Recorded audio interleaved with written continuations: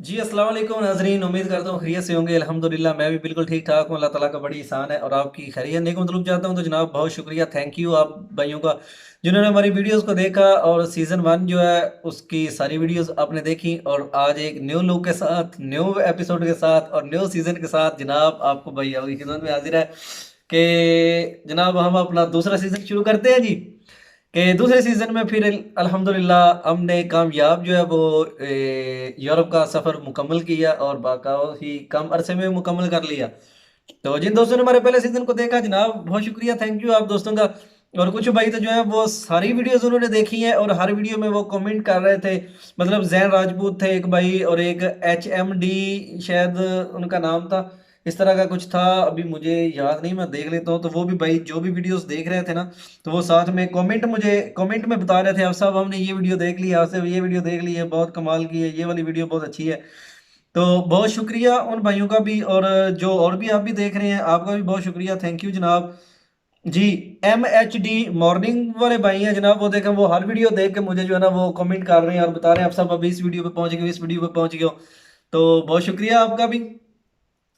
और sir new season शुरू करने से पहले जो है ना वो ये है कि यार जितनी भी मैं वीडियोस बना रहा हूँ ना, ये आप दोस्तों के लिए बना रहा हूँ।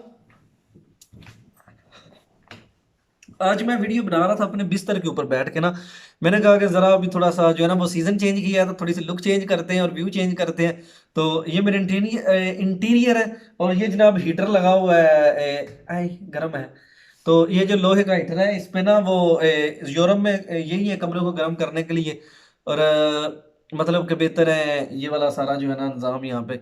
तो पहले मैं आपको जो है ना वो बनाता था वीडियोस अपने एक रूम में, अल्लाह अकबर, और उसको फिर एडिट करना और ये सारा इंतजाम। तो अभी मैंने कहा कि जी स्टोरी सुनानी है तो सिंपली एक जो है ना वो करते हैं। आप दोस्तों ने ज़रूर बताना है कि ये वाला एपिसोड इस तरह सही है या कुछ और वीडियोस में चेंजिंग करनी हो, क्योंकि आप दोस्तों ने देखना होता है, आपने बताना होता है कि जो है ना वो बैकग्राउंड किस तरह का लगाएं या किस तरह का नेचुरल होनी चाहिए, या अभी जिस तरह की ये आज वीडियो बना रहा हूँ इस तरह होनी चाहिए।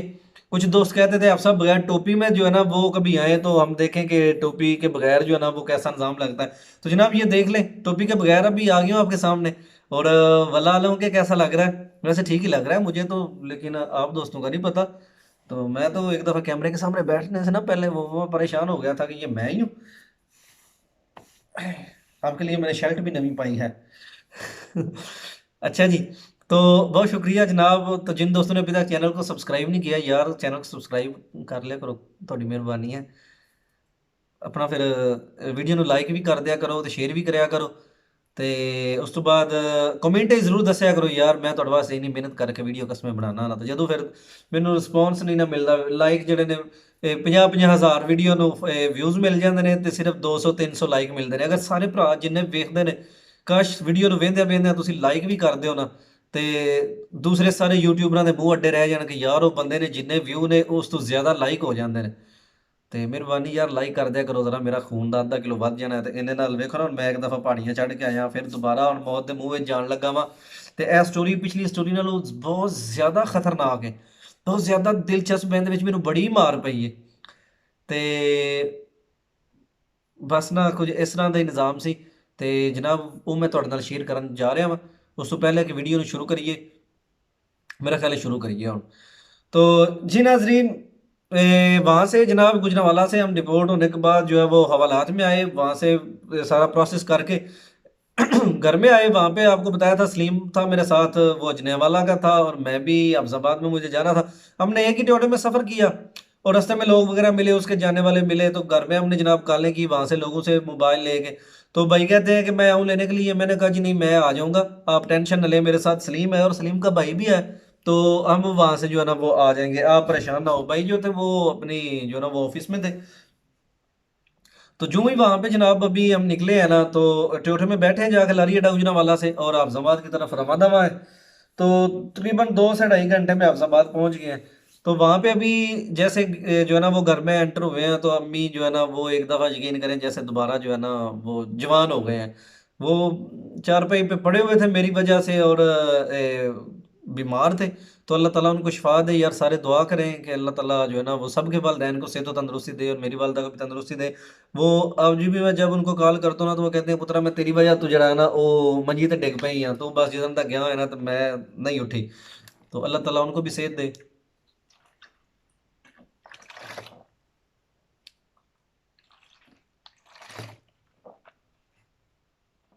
वालदैन जो है यार वो तो वालदैन ही होते हैं ना कसम से। और अब किसका दिल करता है कि जो है वो वालदैन को छोड़े। बस कुछ मजबूरियां और कुछ हालात जो है वो बंदे को इस मोड़ पे ले आते हैं कि आपने कुछ मुश्किल फैसले जो है वो करने होते हैं अपने लिए, अपने घर वालों के लिए। वरना हंसता खेलता जो है ना वो आंगन छोड़ के परदेश में आने का जो है वो किसी बंदे का दिल नहीं करता। जो बहारें वालदैन से हैं या अपने घर में है, वो परदेश में कहाँ बंदा जो है ना वो इस तरह हासिल कर सकता है। मतलब जैसे अभी हम गए हुए हैं ना, हमें जो है ना वो पता है हमारा फ्यूचर क्या होगा, हमारा मुस्तकबिल क्या है, हमारे साथ क्या होगा, पेपर मिलेंगे नहीं मिलेंगे। आए रोज़ इनके कवानीन में जो है ना वो तरमीम होती रहती हैं। तो वल्लाह आलम का क्या है। लेकिन जब मैं अभी रोज़ अभी से बात होती है मेरी, तो वो भी बहुत अफसरदा हो जाती हैं। तो फिर मैं रोज़ उनको कॉल कर लेता हूँ, मैं कहता हूँ अम्मी आप परेशान ना हुआ करें, बस मैं जिधर भी हूँ ठीक हूँ, बस आपको टेंशन ना लिया करें। तो मतलब कि यार काफ़ी जो है ना वो वीक हो गए हुए हैं। मैं जब उनसे कॉल करता हूँ तो मेरी आंखों से आंसू निकल आते हैं। और बस ऐसा ही है। तो जब कॉल करती है ना तो वो मुझे फिर कहती हैं कि यार बेटा आप ना वहाँ पे बस सही है अभी, वो कोरोना का भी उधर बहुत है, आप ना जाया करो अभी काम पे, अभी घर में बैठो, हमें पैसों की अभी कोई ज़रूरत नहीं है। तो बस अल्लाह ताला जो है वो आपको जो है ना वो आपका मुस्तकबिल अच्छा करे। तो माएँ हैं फिर वो दुआएं देती रहती हैं। तो मैं जब उनसे फिर बात करता हूँ तो मेरे भी आंसू निकल आते हैं कि यार मैं मेरी वजह से जो है ना वो मेरी वालदा इस नौबत तक पहुंची हुई है कि बीमार है। तो फिर मैं कहता रहता हूँ कि आप जो है ना वो परेशान ना हो, अल्लाह ताला आपको सेहत दे। और बंदा वालदैन को मिस तो जो है वो करता ही है ना फिर।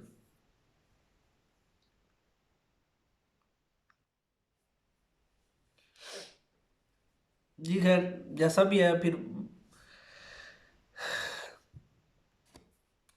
वहाँ से घर आए, और जनाब घर में आने के बाद फिर दोबारा जो है ना वो अपना सिलसिला शुरू हो गया काम का। क्योंकि अपने हमारे जो है ना वो कुछ ज़िम्मेदार खेती बाड़ी का काम है। मेरे वालिद साहब जो है ना वो हवेली उन्होंने बनाई हुई है अपनी, और एक दो बंदे रखे हुए हैं साथ काम के लिए। तो वो काम वगैरह करते हैं, और माल मवेशी थे तो मैंने भी कहा जी मैं बस यही करते हैं, कुछ और जो है ना वो बैंक से ले आते हैं और मैं भी काम करूंगा बस इनके साथ, और अपना बस काम करते हैं। अपना तो है ना इसमें जब मर्जी करें काम, किसी की मोहताजी तो नहीं है ना। बस एक माह किया था, उसके बाद फिर वो पहले की तरह जो है ना वो मैंने कहा कि जी अभी निकलूंगा फिर। तो कहते हैं कि एक दफ़ा जो बंदा घर से निकलता है ना तो फिर उसको घर की जो है ना वो रोटी अच्छी नहीं लगती। तो मेरे जहन में भी अब मुख्तलिफ किस्म के जो है ना वो आ रहे थे कि यार मैं तुर्की का वीज़ा ले लूँ, यार मैं कोई रोमानिया का वीज़ा ले लूँ। तब रोमानिया के वीज़े जो थे वो मिलते थे। तो मैंने काफ़ी जो है ना वो ट्राई की, तो लोग यही कह रहे थे कि यार मिलते हैं लेकिन वो थोड़ी देर है। तो मुझे यही था कि मैं कह रहा था कि यार जल्दी बस ना मुझे निकलना है यहाँ से, मैं जाऊँ और किसी तरह ना कहीं किसी जगह पे पहुंच जाऊं। तो खैर जी वहाँ से मैंने एक दो बंदों से बात की, वो रोमानिया का काम करते थे। मैंने उनको बोला, वो हमारे साथ वाले गांव के थे। मैंने उनको बोला कि भाई मुझे ना रोमानिया का वीज़ा चाहिए, तो प्लीज़ आप मेरी जो है ना वो हेल्प कर दें अगर आप कुछ कर सकते हैं। तो उसने कहा कि आप सब आपको जो है ना वो परेशान ना हो, ये करते हैं पता। वो मुझे साथ लेके चले गए एक दो ट्रैवल टूर एजेंसी पे।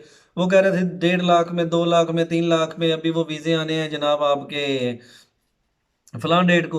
क्योंकि जब हम वहाँ पे पकड़े गए थे ना तो हमारा जो था ना नवंबर नवंबर में वापस आ गए थे पाकिस्तान में। नवंबर में बिल्कुल ऐसा ही है, नवंबर को पाकिस्तान में आ गए, 20 दिन वहाँ पे जेल में रहे थे तुर्की में। तो नवंबर में पाकिस्तान आ गए, और नवंबर में मैंने फिर आते ही मैंने जो है ना एक माह बाद मैंने दिसंबर में वो एक बंदे को कहा, मैंने कहा जी ऐसे ऐसे जो है ना वो आप सुना है आप जियारतों में वीज़े लोगों को लेके जाते हैं ईरान में। खैर वो रोमानिया का तो काम मेरा नहीं बना था, तुर्की का वैसे ही वो 1.5-2 लाख मांग रहे थे, और घर वाले मुझे कह रहे थे कि हमने आपको पैसे नहीं देने, अब पहले दफ़ा जो तुमने ज़ाया कर ली है ना बस वही काफ़ी है, तो अब तुमने नहीं जाना, इधर रहो काम करो, इधर तुम्हें जॉब लगवा देते हैं। मैंने कहा कि मैंने जाना ही जाना है, बस मैंने इधर नहीं रहना, मुझे इधर रह के क्या करना है, मैंने बस जाने दिया मुझे। تو بس لڑائی وغیرہ بھی جو میں تھوڑی تھوڑی کر لیتا تھا ابو کے ساتھ اور بھائی کے ساتھ خیر نہیں کرتا تھا، وہ بڑے تھے تو اچھا نہیں لگتا تھا، تو ابو جو ہے نا وہ مجھے ڈانٹتے رہتے تھے، وہ کہتے ہیں بس ادھر رہو، تمہاری شادی کرتے ہیں، ابھی تم نے کدھر جانا ہے، تمہاری منگنی کر دیتے ہیں جناب، وہ اس طرح کا بس وہ کبھی کچھ کبھی کچھ۔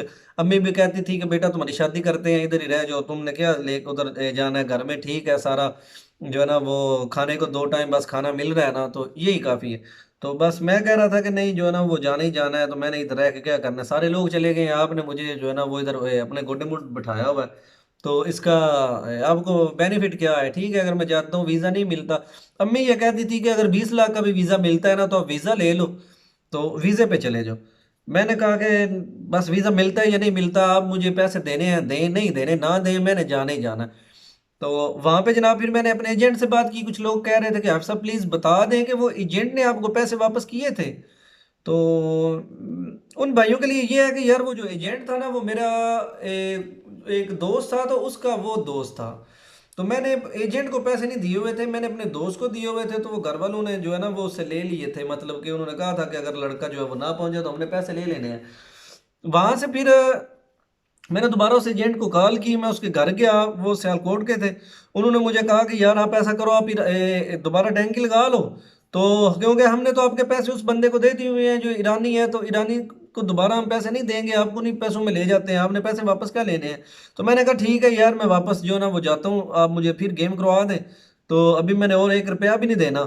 تو اس نے کہا کہ ٹھیک ہے، تو پھر الٹا اس نے مجھے جناب اپنی جیب سے، وہ کہتے ہیں حافظ صاحب آپ مجھے بہت اچھے لگے ہیں، آپ کا اخلاق بہت اچھا ہے، تو جس طرح آپ بولتے ہیں تو آپ اتنی عزت کرتے ہیں، تو مجھے آپ کا اخلاق بہت اچھا لگا ہے، تو میں یہ چاہتا ہوں کہ آپ نے اتنی مشکلات جو ہیں وہ برداشت کی ہیں، اور میری وجہ سے آپ یار اگر ڈپورٹ ہو گئے ہو تو بھائی میں معذرت، وہ دوسرے لڑکے تو چلو انہوں نے رابطہ نہیں کیا، آپ رابطے میں ہیں، آپ بہت اچھے ہیں، تو آپ کو میں دوبارہ گیم کروا دیتا ہوں، بس آپ ایسا کریں کہ آ جائیں، آپ کہیں سے ایران کا ویزا کا پتہ کریں، تو ویزا جو ہے وہ آپ لیں، تو انشاءاللہ یہ سارا آپ کا خرچہ میں افورڈ کروں گا۔ تو خیر جی وہاں سے بات ہوتے ہوتے اس نے کہا کہ ویزے کا پتہ کرو، میں نے کہا جی بھائی مجھے ویزا مل رہا ہے 40,000 روپے کا، کیونکہ وہ میں جس کے پاس گیا تھا میری ایج جو تھی وہ بھی 30 سال سے کم تھی، تو کہتے ہیں جو بندہ 30 سال کا ہوتا ہے نا اس کو ایرانی ویزا جو ہے نا وہ لگ جاتا ہے بڑی سمپل اور بڑی آسان طریقے سے لگ جاتا ہے۔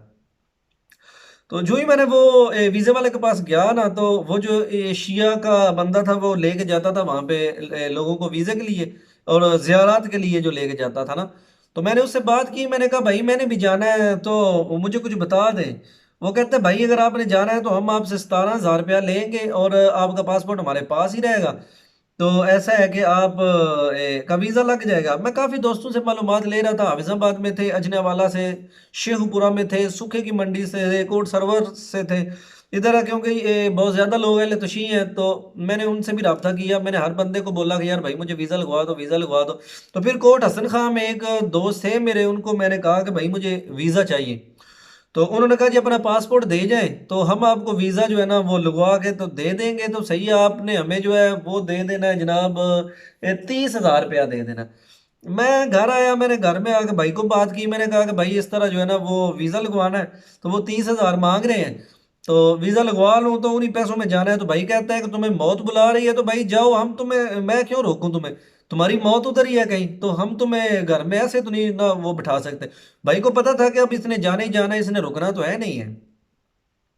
بس وہاں سے جناب میں نے اپنے وہ بھائی کو کہا کہ ٹھیک ہے آپ نے پیسے دینے ہیں تو میں ویزا لگوا لوں گا، میں پاسپورٹ دے کے آ گیا ان کو، اور تصویریں بھی انہوں نے میرے سے لیں، اور آئی ڈی کارڈ کی کاپی بھی لی، کچھ اس طرح کے ڈاکومنٹس لیے اس نے، اور پاسپورٹ بھی لے گیا، تو ابھی اس نے لاہور دیا ہوا تھا، لاہور ویزا لگوانے کے لیے، لیکن میرا ویزا ریجیکٹ ہو گیا، انہوں نے کہا کہ جی آپ کا ویزا نہیں لگ سکتا، یہ بندے کو خود ادھر آنا ہوگا، یہ کون ہے؟ تو خیر جی میں پھر وہ مجھے ایک دن کہتا ہے کہ آپ نے یار ہمارے ساتھ جانا ہے ادھر، آپ کا ویزا نہیں لگا تو لہٰذا آپ آ جائیں، تو پھر وہاں جا کے اس نے کہا کہ آپ نے ویزا بھی لگوانا ہے اپنے منہ سے۔ اب میں آپ کو طریقہ بتاتے ہیں کہ ویزا کس طرح ملنا ہے، اگر آپ اس طرح کامیاب ہو گئے تو پھر آپ جو ہے نا وہ آپ کو ویزا لگ جائے گا، مجھے چلے گاڑی کا کرایہ دے دینا ادھر جو میں آپ کو لے کے آیا ہوں لاہور میں، اوپر کوئی انعام وغیرہ دینا ہوا تو دے دینا۔ میں نے کہا جی ٹھیک ہے بس صحیح ہے، اللہ خیر کرے۔ तो वो जनाब अभी वीज़ा लेने का तरीका क्या है उधर, मैं आपको पहले ये बताता हूँ कि वीज़ा वहाँ पे किस तरह लिया जा सकता है। अगर तो आप जो है वो 30 साल से ऊपर आपकी एज है तो आप बिल्कुल फ्री में वीज़ा ले सकते हैं। 2500 रुपया आपने वहाँ पे वीज़े की फ़ीस जमा करवानी है अगर आपकी उम्र 30 साल के लिए। आपने वहाँ पे वीज़ा जो है वो कहना है कि जी मैं ज़ियारतों का वीज़ा पेलग्रिम के इस तरह का कोई ऑप्शन आता है एप्लीकेशन के ऊपर, वो वाला वीज़ा लगवाना होता है। और मुझे बहुत से लोगों ने ये कहा था कि यार अगर तुम्हारा वीज़ा नहीं ना लग रहा तो वीज़ा इस तरह लगता है कि आप अपने साथ अपनी अम्मी को ले लें, उनका पासपोर्ट ले लें और वहाँ पे वीज़ा सबमिट करवा दें। अगर आपकी एज जो है वो 30 साल से कम है, आप कहें जी मेरी अम्मी ने जो उधर मन्नत मांगी हुई थी, मतलब ये मैं आपको ट्रिक बता रहा हूँ, अगर जो लोग ईरान का वीज़ा लेना चाहते हैं और अगर उनकी वालदैन राज़ी है तो अम्मी को साथ ले लें भाई, उनका पासपोर्ट ले लें और वो उधर जाएँ। पाकिस्तानी जो है ना वो ईरानी एम्बेसी जो लाहौर में है, तो उधर जाके 25-2500 रुपया जो है वो वीज़े की फ़ीसें हैं, सही है। अब अपना पासपोर्ट भी दें, अपनी अम्मी का भी दें, कहें जी मैं इनका महरम हूँ और मैंने इनके साथ जाना है, तो लिहाजा आप जो है ना वो हमें वीज़ा दें। वीज़े का क्या है कि वहाँ पे ना जब आपने जो दाता दरबार है ना वहाँ पे आपने उतरना है तो वहाँ से रक्शे वाले को आपने बोलना है कि भाई हमें ईरानी एम्बेसी में ले चलो। वो आपसे 20-25 रुपये लेगा और आपको ईरानी एम्बेसी में लेके जाएगा। तो वहां से जनाब फिर आप ना उधर ही ईरानी एम्बेसी के बाहर ही कुछ लोग होते हैं, वो एप्लीकेशन फॉर्म फिल करने बैठे होते हैं।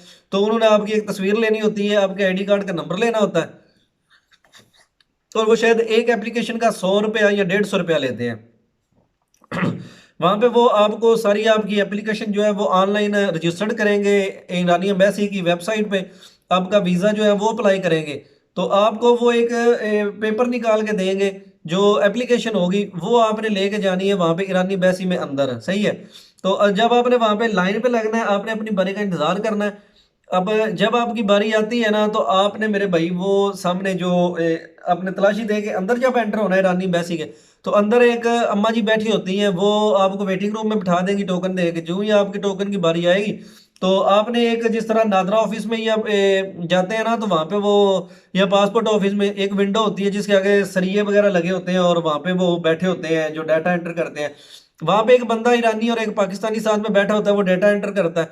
अगर तो आपकी 30 साल से कम एज है तो वो फिर आपको ऐसे करके ऊपर से नीचे तक देखते हैं और वो वहाँ भी आपका पासपोर्ट और एप्लीकेशन रख लेते हैं और पासपोर्ट कहते हैं जी ये ले, हमने आपका वीज़ा जो है वो रिक्वेस्ट भेज दी है ईरान में, अगर वहाँ से प्रूव होगी तो आपको वीज़ा इशू हो जाएगा, हम आपको यहाँ से वीज़ा इशू नहीं कर सकते। तो जब मैं गया था तो मेरे साथ भी लड़का था इसी तरह ही जो ना, अच्छा पहले वो बात पूरी कर लो। आपको हम वीज़ा इशू नहीं कर सकते अगर आपके पास आपकी साथ आपकी अम्मी होगी, अम्मी होगी, अब्बू नहीं, अब्बू तो वो खुद चले जाते हैं ना, तो अम्मी का इसलिए कि उनके साथ महरम होना लाजमी है। तो अम्मी का वीज़ा जनाब वहाँ से अगर आपके साथ है तो वो आपका अम्मी का और आपका वीज़ा लग जाएगा। वो कहेंगे जी आपका वीज़ा जो है ना वो लग गया, तो फिर आपने वो आपको पासपोर्ट देंगे और साथ ही वहाँ पे एक बैंक है कि शायद एक जो है ना वो ऑफिस है, आपने वहाँ पे जाकर 2500 रुपया पाकिस्तानी फीस जमा करवानी है ईरानी वीज़े की।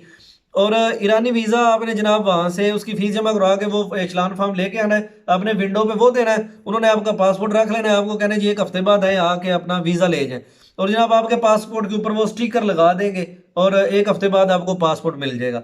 अब लोग क्या करते हैं, काफ़ी लोग ऐसा करते हैं अम्मी का पासपोर्ट भी साथ और अम्मी को भी ले जाते हैं उनका वीज़ा लगवा के, तो जनाब वो अम्मी का पासपोर्ट उधर घर में ही छोड़ जाते हैं और अम्मी को जो है ना वो साथ नहीं लेके जाते। मतलब वो वीज़ा लगवाने की हद तक थी, वो पासपोर्ट अब बस जी घर में पड़ा हुआ है, तो वो लड़का वहाँ से जनाब पकड़ता है पासपोर्ट तो वो निकल जाता है।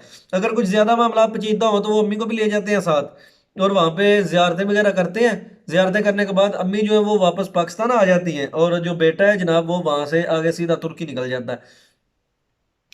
जब हम गए तो हमें जनाब वो लेके गया बंदा एम्बेसी के बाहर, वहां से उसने पैसे दिए वो बंदे को जो फॉर्म फिल करता था, उससे फॉर्म फिल करवाया और वो ऑनलाइन जो है अप्लाई किया ना ई ई सर्विस वीज़ा जो ई पोर्टल पे, तो उसने हमें एक एक एप्लीकेशन निकाल के दी।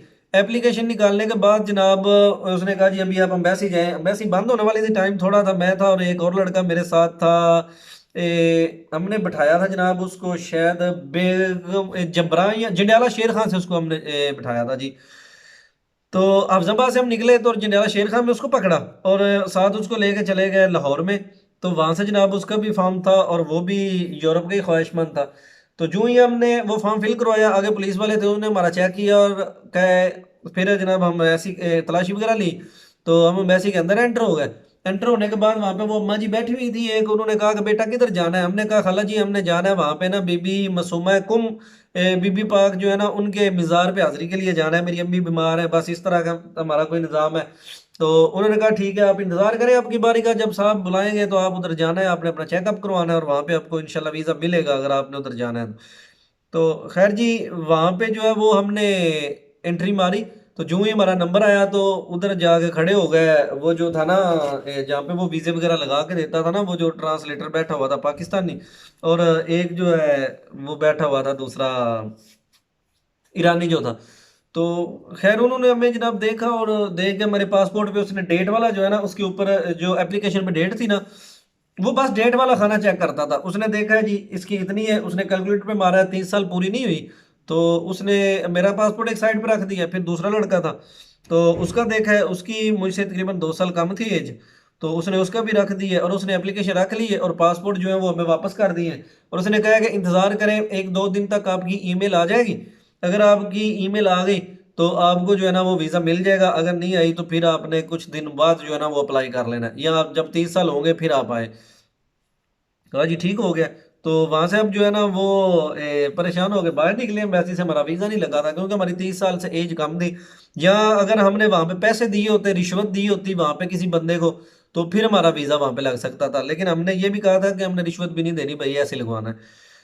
तो वो लेते हैं वहाँ पे जो ईरानी है वो रिश्वत लेते हैं जनाब। फिर वीज़े काफ़ी लोगों के लगे हैं, जितने भी लोग लगवाते हैं 30 साल से कम एज वाले उधर पैसे दे के 15-15 16-16 हज़ार में 20-20 हज़ार दे के वो वीज़ा लगवाते हैं और आते हैं। क्योंकि रास्ते में मुझे मिले हैं ना लड़के, जब मैं आया था तो ईरान जाने के लिए क्वेटा में जब बस में बैठे थे तो वहाँ से मुझसे छोटे छोटे लड़के भी थे, तो वो कहते हैं जी हमारा वीज़ा एजेंट नहीं लगवाया, हमारा वीज़ा एजेंट नहीं लगवाया, लेकिन उनकी एज भी मुझसे कम थी। तो फिर यही होता है ना कि वो पैसे लेके वीज़ा लगवा देते हैं। खैर जी जब हम बाहर आए हैं तो वहां से अभी जो है ना वो निकला हूं तो वो आगे वो वाला बंदा ही आ गया जिससे मैंने कहा हुआ था कि भाई वीजा लगवा के दे। वो कहता है हाँ जी क्या हुआ है? मैंने कहा जी वो नहीं लगवा के दिया। वो गालियां निकालने लग पड़ा, वो कहता है ये मैं है ये ऐसे, अभी देखो इनका बाप भी वीजा लगवा के देगा, मैं ये कर दूंगा वो कर दूंगा, मैं अभी देखो बस इनको पैसे देते हैं। पहले मैंने कहा कि चले आपका काम भी हो जाए, ठीक है हमने वीजा लगवा के देना है, पैसे आपने देने हैं, हमारा क्या है। खैर जी वहां से उसने जो है वो मुझसे पासपोर्ट लिया और कहता है कि आप टेंशन न ले मैं वीज़ा आपको लगवा के दूंगा। अभी मुझे तो एजेंट ने भी पैसे दिए हुए थे 20 हज़ार रुपया, उसने मुझे और दे दिया था। उसने कहा साहब आप वीज़ा लगवाएं तो बाकी अल्लाह खैर करे, जितना खर्चा आएगा ना वीज़े का वो आधे आधे कर लेंगे। तो मैंने उसको बताया, मैंने कहा भाई 40 हज़ार रुपया खर्चा आया वीज़े पे, 20 हज़ार उसने दे दिया और 20 हज़ार मैंने जो है ना वो घर से ले लिया। वो भाई को मैंने जब लास्ट पे कहा ना कि वीज़ा लगने वाला है 20 हज़ार चाहिए, वो कहता है दे दूंगा दे दूंगा। लेकिन फिर जनाब रिजेक्ट हो गया, वीज़ा कोई नहीं लगा। उसके बाद फिर वो बंदे ने पैसे दे दिए, एक पासपोर्ट दिया एक और बंदे को, वो जहाँ पे पाकिस्तान में वो नहीं वो और ट्रेन का वो पुल बना हुआ उसके साथ शायद कोई जहाँ पे शियों का वो मुकद्दस जगह बनी हुई है, पता नहीं क्या, बीबी पाक का जो रोज़ा पाक है ना वहाँ पे। तो उधर वो मुझे एक लड़के को एक ना बंदे के पास उन्होंने भेजा, उन्होंने कहा कि वहाँ पे जो है ना वो वीज़े के लिए मैंने दिया हुआ है तो तुम्हारा आज लग जाएगा कल लग जाएगा। वो बंदा खुद भी जो ऐसा था वाला कोट हसन खां वाला जो अफजाबाद के पास है, वो खुद कभी जनाब वो इराक बैठा होता था, कभी जनाब वो ईरान बैठा होता था, कभी कुवैटे होता था, वो काफिले लेके आता जाता था। 1.5 माह हो गया मैंने उसको पासपोर्ट दिया हुआ, और अचानक जो है ना वो मैं उसको काफी गालें करता था, फिर अचानक एक दिन सुबह उसने मुझे कॉल की कि अफसर मुबारक हो आपका वीजा लग गया। उसने मुझे तस्वीर सेंड कर दी जी। तो मैं बड़ा खुश हो गया, मैंने कहा शुक्र है जनाब वीजा लग गया। मैंने उसको बोला कि लगा कैसे है? तो उसने कहा ये जब आप मिलेंगे तो मैं आपको बताऊंगा। तो फिर जनाब मैं भी आपको नेक्स्ट एपिसोड में यह बताऊंगा कि वो वीज़ा कैसे लगा और कितने पैसे मुझे देने पड़े। इससे आगे का सफ़र इंशाल्लाह नेक्स्ट एपिसोड में बयान करेंगे। तो आपने जिन दोस्तों ने भी वीडियोस देखी है यार, आपने बहुत शुक्रिया, थैंक यू आपका, आपने इस तरह अपने भाई को देखते रहना है।